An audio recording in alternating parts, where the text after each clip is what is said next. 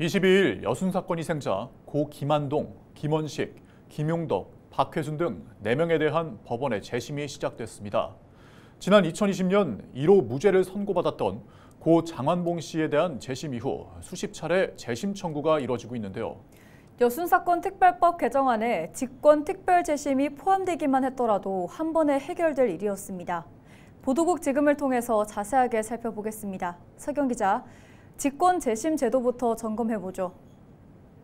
직권 재심 제도는 피고인의 권리를 구제하기 위한 목적으로 도입됐습니다. 증거 서류의 오류나 누락 등으로 법원의 판결이 부당하다고 인정되는 경우 검찰이 직권으로 재심사에서 법원에 재심을 청구할 수 있는 건데요.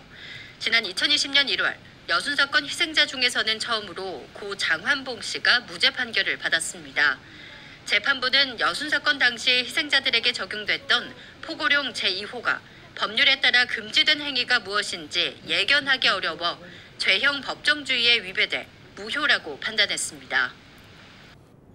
네, 그렇다면 고 장완봉 씨처럼 군법회의에서 유죄를 선고받은 사람들은 얼마나 됩니까? 여순사건 이후 민간인에 대한 군법회의에서 고 장완봉 씨처럼 유죄를 선고받은 사람은 최소 3천여 명이 넘을 것으로 추산됩니다. 그래서 장 씨에 대한 무죄 선고가 전환점이 됐는데요. 전국의 유족들이 희생자 명예회복을 위해 앞다퉈 재심을 청구했고요. 현재까지 30명이 넘는 희생자에게 무죄 판결이 내려진 것으로 알려졌습니다. 이런 가운데 22일 시작된 고 김한동 등 희생자 4명에 대한 재심의 선고는 다음 달 12일 오전 11시 10분에 예정됐습니다. 네, 그럼 여순사건 특별법 개정안에 이 직권 재심이 포함되어 통과된다면 어떤 효과가 나타나는 건가요? 여순사건 특별법 개정안에는 희생자에 대한 직권 특별 재심이 포함됐는데요.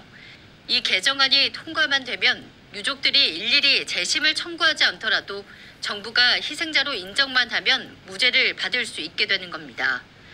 희생자 유족은 최소 75세 이상의 고령입니다.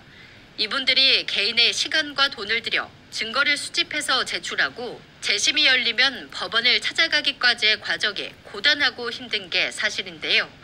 그렇기 때문에 유족과 시민사회단체 중심으로 직권 특별 재심 제도가 특별 법안에 포함되길 강력하게 요구하고 있는 겁니다.